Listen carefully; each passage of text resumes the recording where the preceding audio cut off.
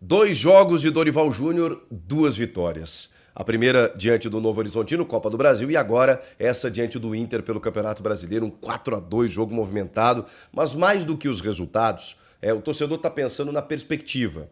O que o Dorival Júnior pode tirar desse elenco, na medida em que ele não terá reforços até a metade do ano. Então, esse é o time. E o Dorival está fazendo algumas coisas bem interessantes já em apenas dois jogos. E eu apontei 5 medidas que o Dorival adotou desde a sua chegada para vocês entenderem, né, do que o Dorival está fazendo no time do Corinthians.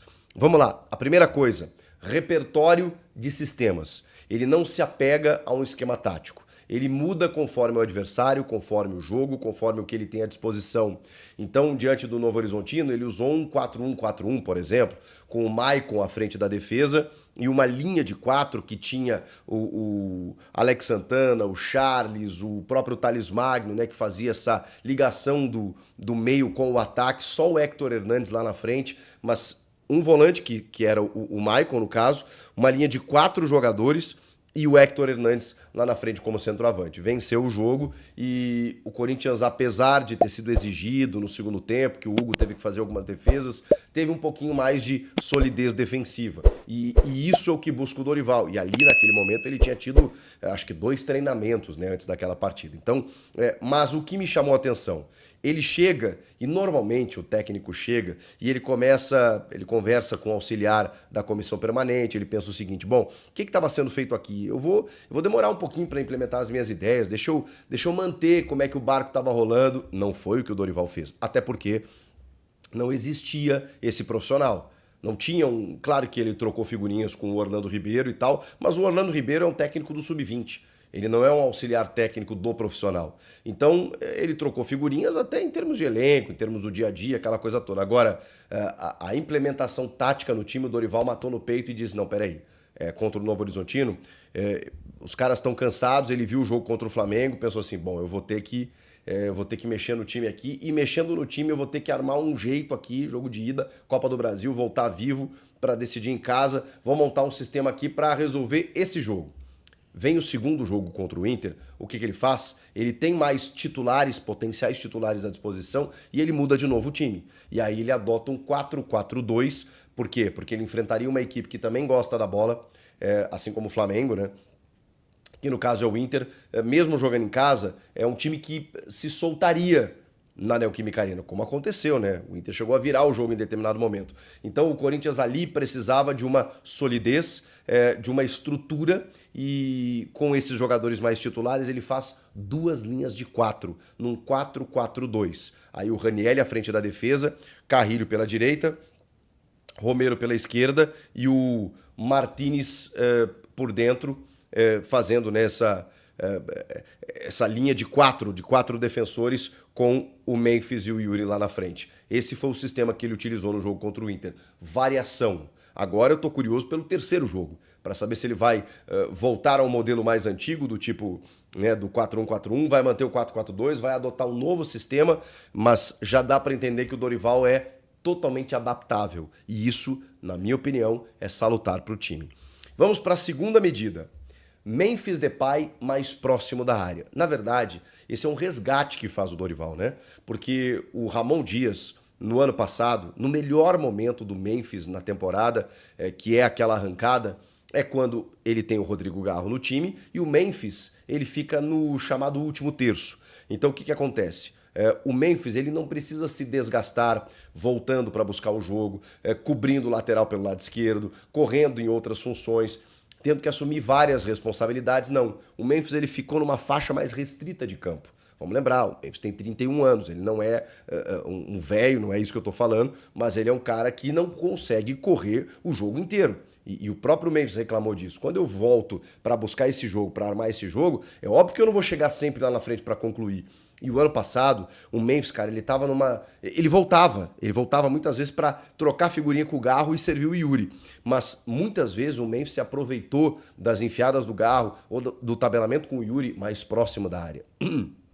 Nesse 4-3-3 do Ramon, mais recente, do Orlando Ribeiro também, sem a figura do Garro e do Coronado, o Memphis era o cara que tinha que construir também, e ele ficava muito distante da área. e estava sendo muito cobrado por isso. O Dorival chega e diz assim, não, peraí, eu preciso de você aqui, nessa faixa de campo, porque aqui é onde você vai me render melhor. Isso só foi um jogo do Memphis, né? Que foi esse contra o Inter, muito difícil, e para mim ele foi um dos destaques do time. A gente teve o Carrilho, a gente teve o Yuri fazendo 3 gols, a gente teve o Bidu entrando bem no segundo tempo, mas o Memphis foi um dos destaques, sim, jogando nessa faixa de campo. Vamos para a terceira medida do Dorival. Uma chance para abrir o elenco e gerir fisicamente esses jogadores. Tem a ver com o repertório de sistemas. Está muito claro que o Dorival ele entendeu que esses jogadores mais descansados eles poderão render mais. E de que maneira ele faz isso? Dando uma rodada. Mas como é que ele vai fazer isso se o elenco do Corinthians ele não é tão alvissareiro como muitos pregam? Bom, ele vai ter que descobrir novas facetas desse elenco testando. E o que isso significa? Muitas vezes um jogador está lá, não é utilizado pela comissão técnica anterior, chega um novo comandante, utiliza o cara numa função e descobre aquele cara. O Dorival foi o cara que inventou Alisson de volante no São Paulo. E ele se reinventou na carreira, inclusive. Isso é o que o Dorival faz. Então, o Alex Santana, que foi um cara super importante na chegada, depois teve uma lesão. O próprio Charles, que oscilou bons e maus momentos, mais maus do que bons, inclusive. Daqui a pouco pode ser um cara útil. Ele até falou no Hugo, né, que é o lateral que a gente falou, calma também, né, Dorival. Mas ele entende que o Hugo pode ser importante e, cara, ele tá chegando. Então, às vezes, dando moral para um jogador ou outro, ele pode conseguir abrir esse elenco. Porque daqui a pouco, na sequência de jogos, né, com um calendário tão extenso, você vai precisar. Você não pode contar apenas com 12 ou com 11 jogadores, ou, no caso hoje, né, 16. Né, que são as 5 trocas dos 11 que ele coloca em campo. Não, ele precisa abrir um pouco mais porque tem suspensão, convocação, lesão, aquela coisa toda. Vamos para a quarta medida, que essa é meio óbvia, né? Linhas compactadas, jogadores mais próximos. Você percebe que há mais conexão entre os setores e uma proximidade maior, que era o grande problema defensivo do Corinthians, no espaçamento, não só no aspecto defensivo, mas também na criação, com um buraco entre o meio e o ataque, no chamado 4-3-3, quando você não tinha ali, muitas vezes, uma aproximação entre os atletas ali naquele sistema, deixando espaços que o adversário acabava aproveitando. Então essa medida foi imediata que o Dorival conseguiu colocar no time e até me espanta, me surpreende que ele tenha conseguido isso de forma tão rápida. E a última, vale a pena sim a gente entender como algo positivo, é o fator Igor Coronado.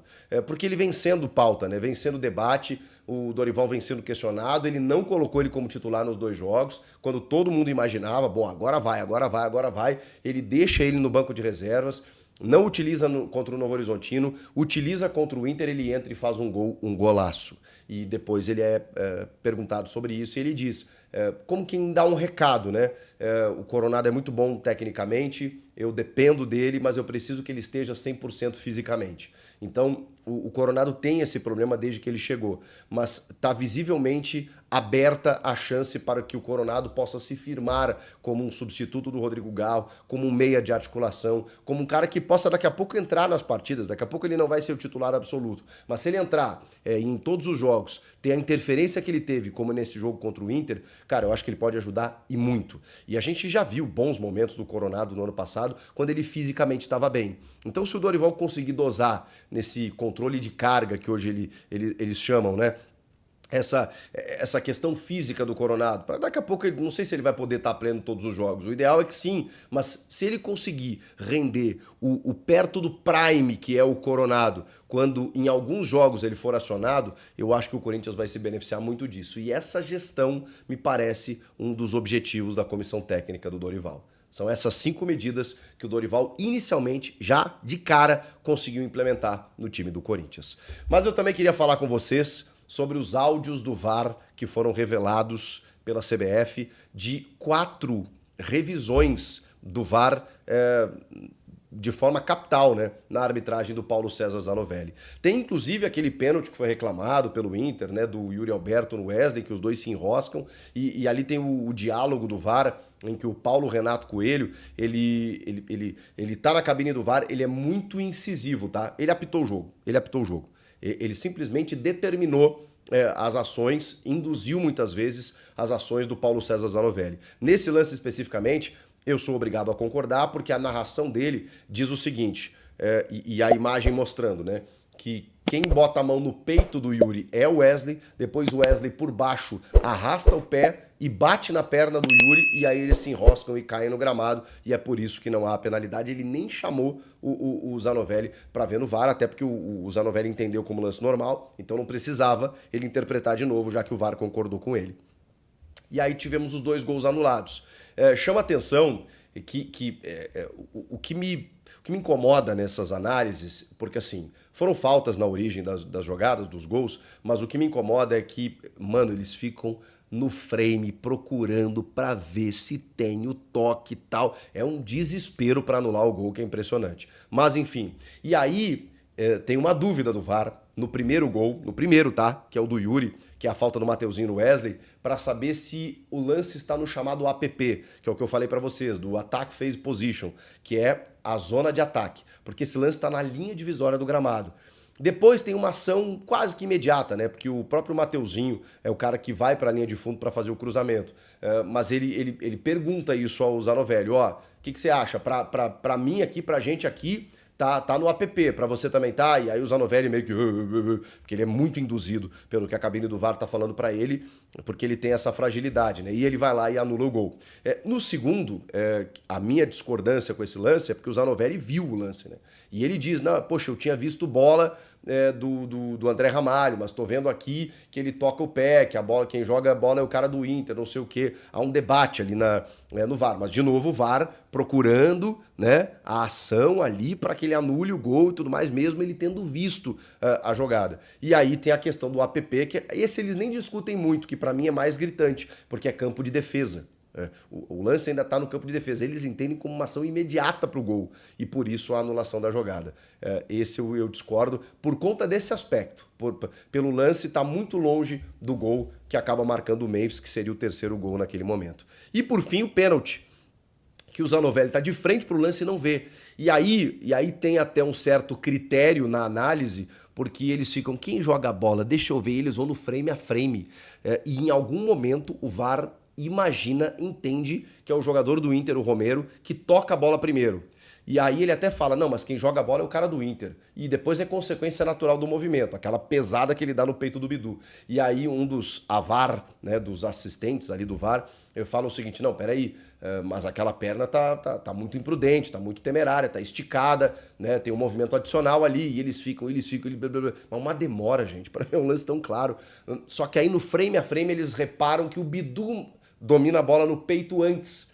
O Romero tá chegando quase junto, mas o Bidu toca a bola antes, vem o Romero para chutar essa bola e aí ele deixa o pé fazendo a falta e aí só depois disso o Zanovelli é convencido a dar o pênalti, mas um esforço para apitar um lance tão claro, na minha opinião. Enfim, foram os debates na cabine do VAR para um jogo tão polêmico, né? Tão, digamos assim, nervoso, tenso e com muitas decisões por conta de uma arbitragem muito frágil escalada pela CBF. O Paulo César Zanovelli não tem tamanho para apitar um jogo desse tamanho. Comenta aqui o que vocês acharam de tudo isso. As 5 medidas do Dorival concordam? E os áudios do VAR, hein? Inscreva-se no canal e eu volto na próxima.